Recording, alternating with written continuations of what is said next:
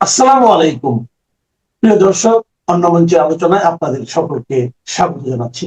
একদিন আগেই আমরা দেখলাম যে নিষিদ্ধ ঘোষিত ছাত্রলীগ কক্সবাজার এলাকায় কক্সবাজারের একটা ইউনিয়নে প্রকাশ্যে ডেকোরেটর দিয়ে সাজিয়ে ব্যানার টাঙিয়ে সমাবেশ করছে এবং সেখানে বক্তৃতা হচ্ছে, স্লোগান হচ্ছে, শপথ হচ্ছে, অনেক কিছু হচ্ছে, যেটার ছবি ভিডিও সামাজিক যোগাযোগ মাধ্যমে ছড়িয়ে পড়েছিল। সেটা নিয়ে আমরা কথা বলেছিলাম। একদিন পরেই আমরা যেটা দেখলাম সেটা হচ্ছে যে কক্সবাজারে আবারও শোডাউন হয়েছে, এবার মোটরসাইকেল শোডাউন। কক্সবাজার এলাকাকে সম্ভবত পুলিশ খুব একটা মানে কবজায় আনতে পারছে না। আওয়ামী লীগ ছাত্রলীগের দাপট সেখানে স্পষ্ট দেখা যাচ্ছে। চট্টগ্রাম কক্সবাজার এলাকার যে দাপট আমরা দেখছি সেই দাপটটা আমরা গত 2 বছরে গোপালগঞ্জেও দেখিনি।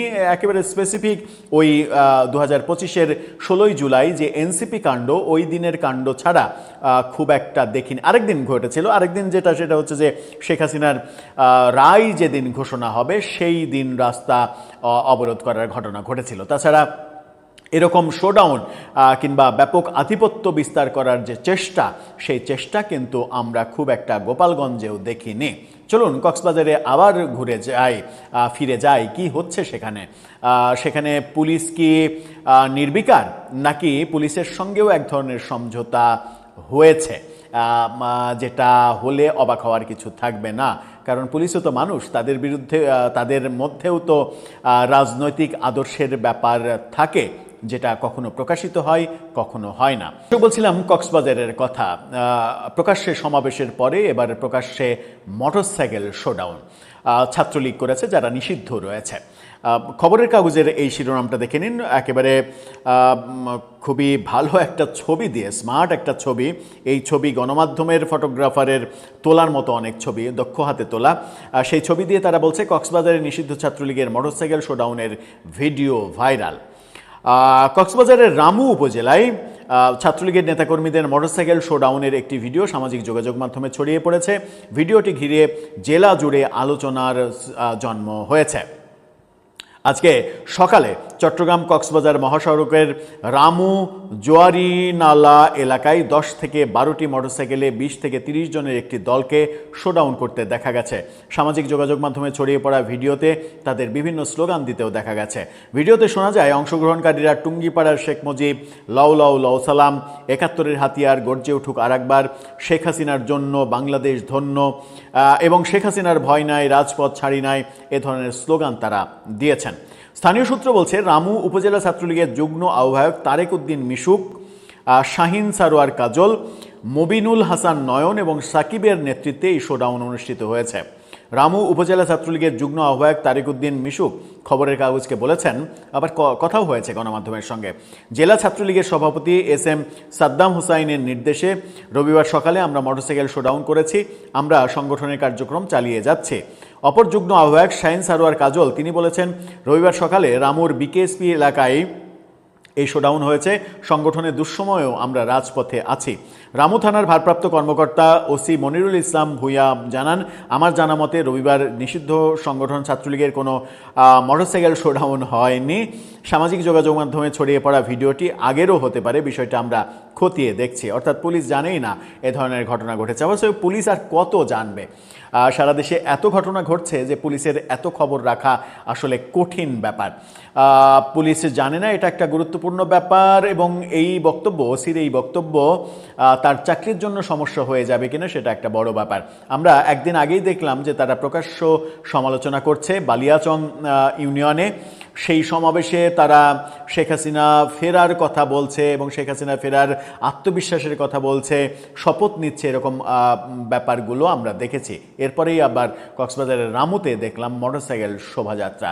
চট্টগ্রাম কক্সবাজার অঞ্চলে আওয়ামী লীগের যে গত 2 বছরে যত কর্মকাণ্ড দেখা গেছে, এত কর্মকাণ্ড, এর আংশিক কর্মকাণ্ড আমরা 2 বছরে গোপালগঞ্জে দেখিনি, যে গোপালগঞ্জকে আমরা আওয়ামী লীগের আঁতুড় ঘর হিসেবে জানি কিংবা আওয়ামী লীগ দাবি করে থাকে।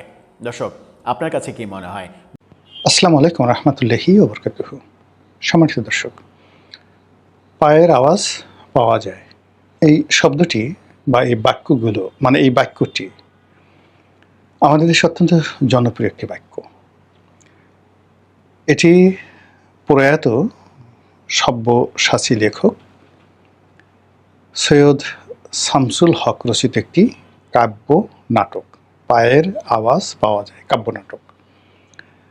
তো পায়ের আওয়াজ পাওয়া যায় বলতে আমরা সাধারণত ইন জেনারেল সেটি বুঝি যে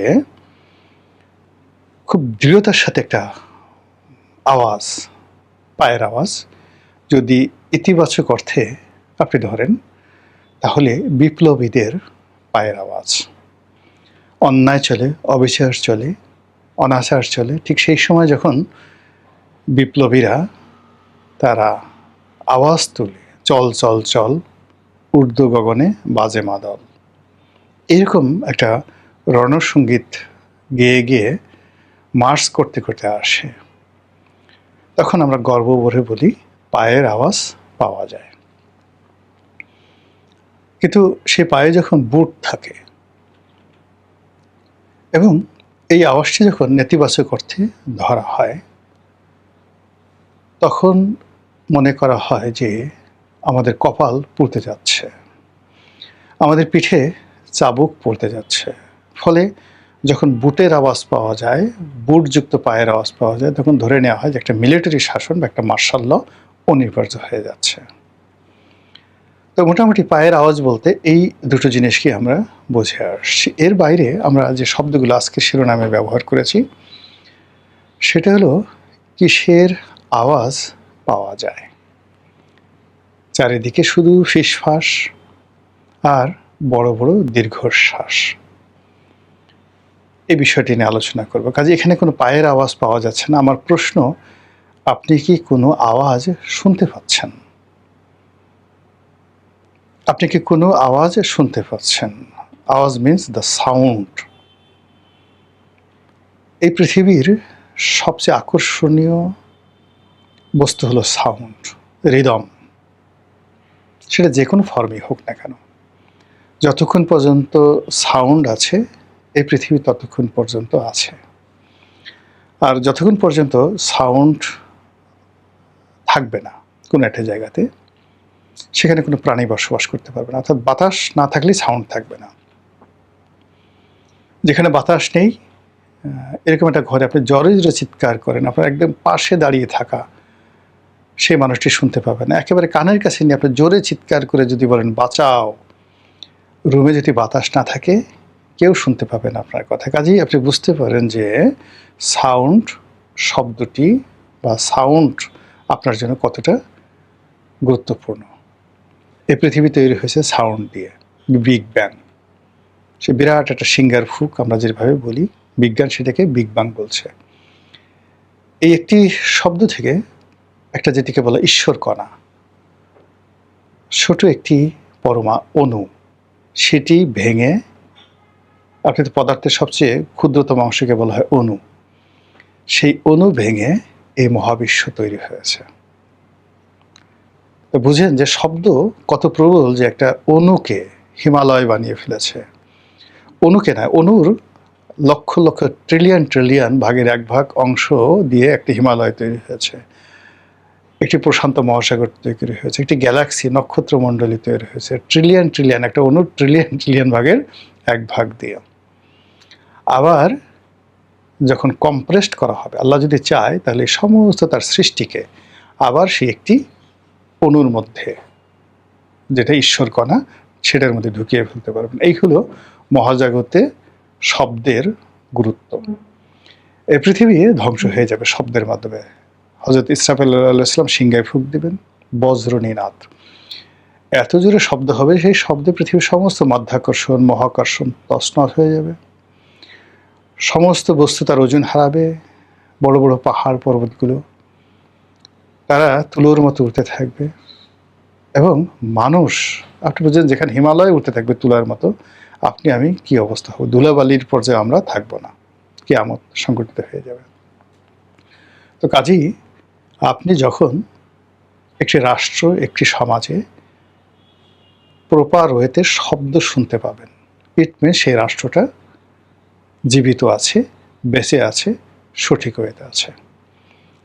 আমার শুধু প্রশ্ন, আপনি এই রাষ্ট্রে 2026 সনের জুলাই মাসে কি কি শব্দ শুনতে পাচ্ছেন? Is it proper? এগুলো কি সঠিক? এই শব্দগুলো কি আপনাকে আশা জাগাচ্ছে? বা আপনি কি আদৌ কোনো শব্দ শুনতে পাচ্ছেন যে শব্দ আপনাকে বেঁচে থাকার প্রেরণা যোগাচ্ছে? গণতন্ত্রের কোনো ভাষা আপনি শুনতে পাচ্ছেন? গণতন্ত্রের কোনো গান, সঙ্গীত, চিত্রকলা কোনো কিছু আপনার নজরে আসছে? নাকি এমন কিছু শুনছেন, এমন কিছু দেখছেন যেগুলো আপনাকে প্রতিটা মুহূর্তে ভেলকিবাজির মধ্যে ফেলে দিচ্ছে? মনে হচ্ছে কোনো জাদুকর আপনাকে মোহাবিষ্ট করে রেখেছে। 1 মিনিট পরে কি হবে আপনি জানছেন না, এখন কি হচ্ছে আপনি বুঝছেন না। তাহলে আপনি হয়তো মাতাল হয়ে গেছেন, অথবা আপনি নির্বোধ হয়ে গেছেন। আপনি মদ্যপ হয়ে পড়েছেন, যে কারণে আপনার চারিপাশে যা কিছু ঘটছে আপনি কোনো কিছু বুঝছেন না। আপনি মাতালের মতো শুধু বকে যাচ্ছেন, কথা বলে যাচ্ছেন। অথবা আপনি এত বোকা, শিশু, অবোধ হয়ে গেছেন, আপনার চারিপাশে সহজ সরল সাধারণ ঘটনাগুলো ঘটে যাচ্ছে, কিন্তু আপনি বুঝছেন না। দুটো অবস্থাতেই আপনি এই পৃথিবীর জন্য, এই দেশের জন্য আর অপরিহার্য নয়। কাজে আমাদের এই দেশ থেকে কি আওয়াজ আসছে? মসজিদের আওয়াজ কেমন? মন্দিরের আওয়াজ কেমন? পাহাড়ের আওয়াজ কেমন? পদ্মা নদীর আওয়াজ কেমন? যমুনা, ব্রহ্মপুত্রের আওয়াজ কেমন? পাখি কিভাবে গান গাইছে? বাতাস কিভাবে প্রবাহিত হচ্ছে? বৃষ্টি কিভাবে পড়ছে? কবি কি কবিতা রচনা করছে?